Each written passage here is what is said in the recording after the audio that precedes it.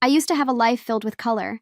Textured fabrics, mood boards, soft light spilling across my desk as I planned out clients' dream spaces. But all that faded the day my mother-in-law's health began to decline. I didn't think twice. I pressed pause on my business, closed the door on every dream I was nurturing, and stepped in where no one else would.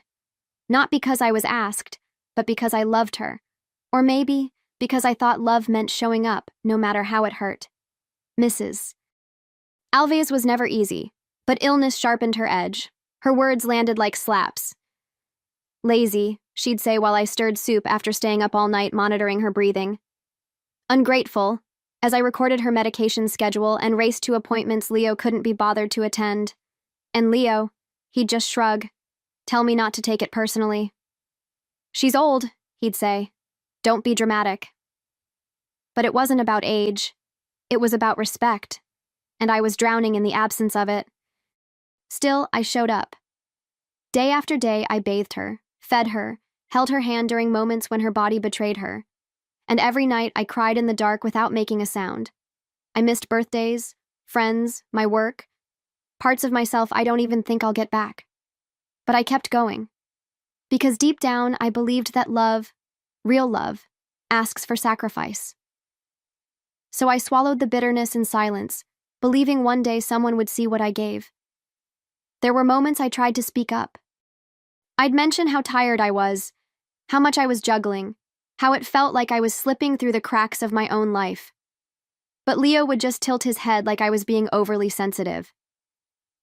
"You're choosing to do all this," he said once. As if that erased the weight, as if volunteering to carry the burden made it any lighter. I started to wonder if he ever saw me at all. Not as his wife, but as a human being slowly wearing thin. Some nights, after Mrs. Alves finally fell asleep, I'd sit at the kitchen table with a mug of cold tea and stare at the tiled floor. I'd trace the tiny cracks between the tiles, wishing someone would ask how I was holding up. No one ever did. It was easier, I guess, to pretend I had it all handled.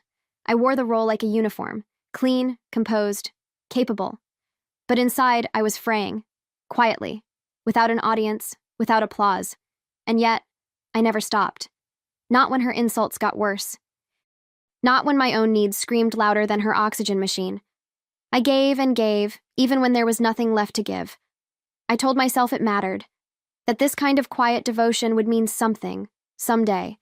Maybe not to her, maybe not even to Leo, but to someone, somewhere. Because I wasn't doing this out of obligation. I was doing it out of love. I remember once, she looked at me. Really looked. And for a second, her eyes softened. It passed quickly, replaced by the usual coldness, but I held on to it longer than I should have. Maybe it was foolish, but I needed to believe that some part of her knew, that some small corner of her heart recognized what I was sacrificing. It's strange how we cling to crumbs when we're starving for kindness. I learned to survive off almost nothing. The hardest part wasn't the work. It was the loneliness. The way everyone assumed I was strong enough to carry it all without ever asking what it was doing to me. I missed who I used to be, someone with energy, ambition, laughter in her voice. Now I was the shadow version, always one task away from collapse. And Leo? He'd scroll on his phone while I cleaned up her accidents, offering nothing but silence or sarcasm. I stopped expecting anything from him. But deep down, a small voice inside me whispered, "You matter, even if no one sees it now." And that voice is what kept me going. Through the resentment, through the tears I swallowed while folding laundry. I believed that love, the real kind, doesn't need witnesses. Still, I prayed that someday, someone would notice. Someone would understand. I swallowed bitterness in silence, believing one day someone would see what I gave. The day of the funeral was quiet, not in the peaceful way, but in the kind that presses on your chest like wet wool. I stood beside Leo as people I barely knew offered limp condolences. Some hugged me, some just nodded. I wasn't looking for a parade of gratitude. I didn't expect it. But somewhere deep in my bones, I hoped someone might say, "She was lucky to have you." No one did. The silence was louder than any eulogy. Back at the house, the smell of cologne and coffee filled the living room as relatives gathered in tight circles, whispering half memories and stories they thought sounded kind. I kept moving, refilling cups, tossing used napkins, trying to stay useful. Until I heard Leo's voice in the hallway. His tone was calm, almost rehearsed. Anna didn't really want to help, he told his cousin. She just did it because she had to. I carried most of the weight. I froze, my hand still holding an empty tray. I waited for him to laugh it off, to say he was joking. But he didn't. And worse, they believed him. Heads nodded. Someone patted his back. That's when it hit me. He didn't just let them think that. He wanted them to. Maybe he'd been planting that seed for months. While I was breaking myself to keep his mother alive, he was rewriting the story. And in his version, I was just a reluctant extra. I slipped into the bathroom and locked the door, the tray still in my hands like some forgotten prop. My face in the mirror didn't even look like mine.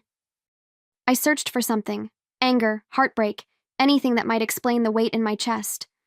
But all I felt was emptiness, a kind of hollow ache that comes when truth gets suffocated by lies. I had given years of my life, piece by piece, to a woman who barely thanked me. And now, even that story wasn't mine to tell. When I came out, Leo was laughing with his siblings, like nothing had happened, like I hadn't just overheard him erasing me. And no one looked at me differently. That was the worst part. They'd already bought his version. I could feel their pity, but it wasn't for me. It was for him, the poor husband who'd carried the burden, the saint who stood by while his wife dragged her feet. I wanted to scream, to tear down every smile in that room. Instead, I poured more coffee. In that moment, I knew something had shifted. Not just in how they saw me, but in how I saw him. I'd made excuses for Leo for so long, told myself he was overwhelmed, told myself he just didn't know how to help. But now I saw it. He hadn't been blind. He'd been watching all along and letting me drown. Because it was easier to play the hero in a story where I was the villain. He buried his mother with lies, and I buried the last of my loyalty. After the guests left, I cleared the living room in silence. Crumpled napkins, half-empty plates, lipstick-stained glasses. It all felt like debris from a life I didn't recognize anymore. Leo went to bed without a word. No thank you. No acknowledgement. Just silence, like I was part of the furniture being ignored again. I sat on the edge of the couch, staring at the flickering light from the hallway, and for the first time, I let the silence settle without rushing to fix it. I thought about all the times I bit my tongue, defended him, smoothed things over so the family wouldn't see the cracks. I had been the glue, the nurse, the cook, the shield, and now I was the ghost. He had erased me so gently, so casually, that I almost didn't notice until it was done. I was just a footnote in his version of events, the woman who had to help. As if love hadn't been the very thing that held this broken house together. But something inside me stirred. Not anger, not sadness, clarity, a quiet kind of resolve. I realized I didn't need to prove myself anymore. I didn't need to beg for anyone to see what I had given. I had lived the truth. That was enough. But it wasn't the end, not yet. Because if Leo wanted to rewrite the past, I'd make sure the truth had its own chapter. One they couldn't ignore. I didn't shout. I didn't cry. I did what I've always done. I got organized. While Leo kept parading his edited version of the truth, I started building mine. Every prescription I'd picked up. Every note I'd written to her doctor. Every meal plan, appointment sheet, mileage record. I dug it all up. It wasn't about revenge. Not yet. It was about remembering that my reality wasn't just something I imagined. It had receipts. I found an old voice recorder buried in a kitchen drawer, the kind Leo used during college lectures. I charged it up and began listening. There it was, his voice, lazy and irritated, mocking his mother behind closed doors, saying things like, "She's your problem, Anna," or, "Don't expect me to wipe anything."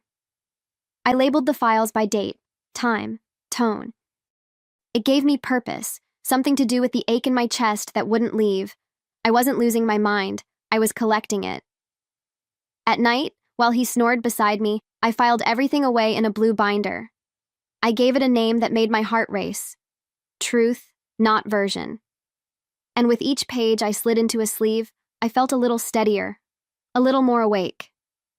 I wasn't planning some dramatic explosion, not yet. But I was laying bricks, quietly, carefully. Because the woman he erased, she was done vanishing. The house didn't change, but I did. I started seeing through things, like the way Leo only touched me when someone was watching, or how he'd leave the dishes for me even when I worked late into the night compiling records. Every little thing he didn't do now had a spotlight on it. And yet, he walked around so smug, so sure, that I was too quiet, too polite, too broken to push back. That was his first mistake. Thinking silence meant surrender. I kept collecting screenshots of texts, bank statements showing charges I covered without ever being reimbursed, notes I'd written to myself in the margins of grocery lists. Call pharmacy, ask again about dosage, don't forget gloves. Tiny, invisible acts of care that no one ever saw, but they were real. I had lived them. And now they lived in that binder, my archive of sacrifice. Not for drama, for truth. And someday soon, it would speak louder than Leo ever could. Then, as if fate knew I was almost ready, Leo suggested something strange. "Let's have the family over," he said casually. "A little dinner, to reconnect." I didn't flinch, I just nodded. "Sure," I told him, my voice smooth as glass. But inside, something clicked into place. The timing, the opportunity, the stage he'd unknowingly offered me. He wanted a warm gathering. I was preparing for something colder, and far more honest. I spent the days leading up to the dinner moving like clockwork, polite, efficient, unreadable. I cooked his favorite meals. I asked about his day. I let him believe we were healing. That's what he always wanted anyway. Comfort without accountability. He had no idea I was rehearsing. Not lines, but calm. I wasn't going to explode. I was going to deliver. And every moment of care I gave him now was strategy, not affection. The night before the gathering, I sat with the binder in my lap. My fingers traced its cover like it was sacred. It held everything, not just proof, but memory. Evidence of love that had been twisted, used, and thrown away. I didn't want revenge. I wanted recognition. I wanted them to see the cost. Not in raised voices, but in quiet facts, in details too sharp to ignore, the kind that make you look twice at the story you thought you knew. When I placed the binder on the hallway table the next morning, right next to the flower arrangement Leo had ordered, it felt right. Like setting two truths side by side, the image he curated and the reality I lived. He was ready for closure, but I had prepared for clarity. One dinner, one room full of people, and finally, one truth, my truth, stepping fully into the light. They arrived just before sunset, arms full of wine bottles and side dishes, their voices loud with laughter and habit. The kind of noise that fills a house without really touching it. I moved between greetings with a soft smile, thanking them, guiding them to the living room, keeping everything warm and effortless. No one noticed my hands trembling.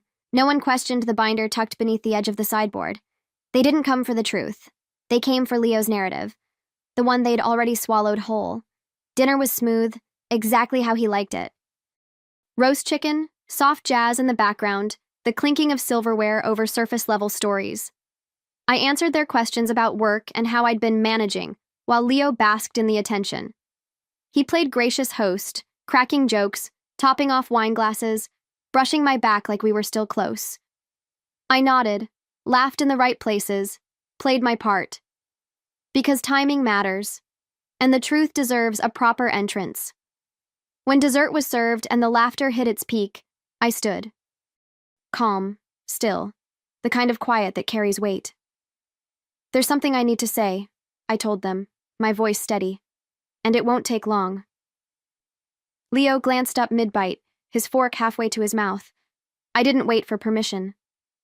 I walked to the table and opened the binder. The room shifted. The air changed. I didn't raise my voice. I raised the truth. I told them about the nights, the real ones. The ones where I sat on the floor outside her door, listening to her breathe, afraid she wouldn't make it to morning. I told them about the meals I pured, the medications I fought insurance for, the weeks I went without a single moment to myself.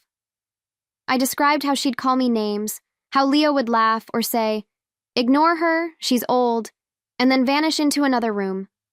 I didn't embellish, I didn't dramatize. I just told them what happened. Then I passed the evidence around. One by one, I handed out copies, appointment logs, receipts, transcriptions of his voice calling her a burden, saying I liked playing the martyr. No one reached for the wine anymore. Some read with furrowed brows, some didn't read at all. I watched their faces, the tightening jaws, the widening eyes, the shift from polite disbelief to uncomfortable recognition. Leo tried to interrupt, but I held up a hand. Calm, measured. You lied for comfort, I said. I tell the truth for freedom. He muttered something about how I was twisting things, taking them out of context. But it was too late. The room had changed. The stories he'd told couldn't compete with the silence that followed. You can't argue with detail. You can't overwrite ink with noise. I looked at each of them. I wasn't angry anymore. I was finished. And when I sat back down, it was the first time I'd taken a seat at that table without carrying someone else's weight on my back. No one touched their forks after that. The plates sat full, steam curling up into the tension that now hung heavy in the room. His sister looked down, her face pale. One cousin cleared his throat and asked if I needed help cleaning up, the first time any of them had ever offered. Leo just sat there, staring at the binder like it had betrayed him. But it hadn't. It had only exposed what he'd tried to keep hidden behind charm and omission. The truth doesn't need anger to cut deep. I didn't want them to pity me. That wasn't the goal. I wanted them to know that I had given everything, not for applause, but because it's what love had asked of me. And when no one saw, I kept giving anyway. They didn't need to love me for it. They didn't even need to believe me. But they couldn't unsee the facts laid bare on that table. I had been small for too long. That night, I took up my full space. As I cleared the dishes, no one tried to stop me. No one dared say, "Let me help," or, "You shouldn't have done this." Their silence said enough. For once, it wasn't cold. It wasn't dismissive. It was the silence of reckoning. The room once filled with pity, now overflowed with shame. And none of it was mine. I filed for divorce the following Tuesday. No big fight, no dramatic goodbye. Just a quiet signature on a document that said, enough. Leo didn't even argue. He looked at the papers like they were confusing, like he hadn't seen it coming. But I think, deep down, he had.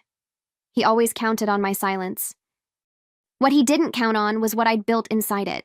A quiet backbone, made of every moment I chose myself and no one noticed. Moving out wasn't as hard as I thought it would be. I didn't cry when I packed. I didn't take much. Just my essentials, my design tools, and the binder. Not out of spite, but as a reminder. I found a small apartment above a cafe. The ceilings were low, but the light poured in through the windows like forgiveness. I unpacked slowly, letting each item find its new home, like I was learning how to breathe again. It felt like waking up from a long, exhausting sleep. Within a month, I reopened my interior design business. My hands remembered what my heart had forgotten, the thrill of creating something beautiful from chaos. Clients returned, new ones came in, word spread, and with every project I reclaimed a piece of myself. I didn't talk about Leo. I didn't need to. His absence wasn't a scar. It was a cleared space, one I could finally fill with something honest, something mine. I heard through someone that Leo's family stopped coming around. No big fallout, just distance. The kind that grows when people finally see someone clearly and don't like what's looking back. His sister messaged me once, just a short text. "I'm sorry, we were wrong." I didn't reply, not because I was angry, but because I didn't need to carry their guilt too. Let them sit with it. Let it stretch across their dinners and holidays the way my silence once did. What surprised me most was how often people brought up my strength. "You never raised your voice," they'd say. "You just showed the truth." That stuck with me. For so long, I thought strength looked like yelling, slamming doors, demanding to be heard. But I was wrong. Sometimes strength is standing still while someone tries to erase you and refusing to vanish. I didn't fight him. I revealed him. And the echo of that truth traveled farther than I expected. Then one morning, I opened my inbox and saw something unexpected. An invitation to speak at a caregiving conference. They'd heard about what I did. Word had spread, maybe through a friend of a friend, maybe further. They wanted me to talk about the invisible weight women carry behind closed doors. At first, I almost declined.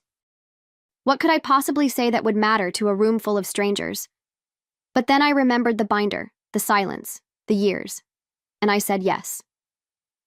Standing at that podium months later, I looked out at a sea of faces, women of all ages, some with tired eyes, others holding notebooks like lifelines. I didn't use a script. I didn't need to. I spoke from the part of me that had once been invisible. I wasn't just a daughter-in-law, I told them. I was a full human being, giving everything I had behind a closed door, while the world assumed I was doing the bare minimum. Heads nodded. Tears welled. I wasn't alone anymore. After the keynote, a woman came up to me with trembling hands. She whispered, "Thank you. You said everything I've never been allowed to say." That moment meant more to me than any apology Leo could ever offer, because finally, the truth had stretched beyond my walls. It had found others. It had freed more than just me. We stood there, not as strangers, but as witnesses to each other's quiet battles. That was the kind of closure I never knew I needed. As I walked out of that building, binder still in hand, I felt something lift. Not bitterness, not revenge, just release. I had given years of my life out of love, and he had turned it into obligation. But now, the story belonged to me again. Fully. Honestly. And the best part? I owed him nothing.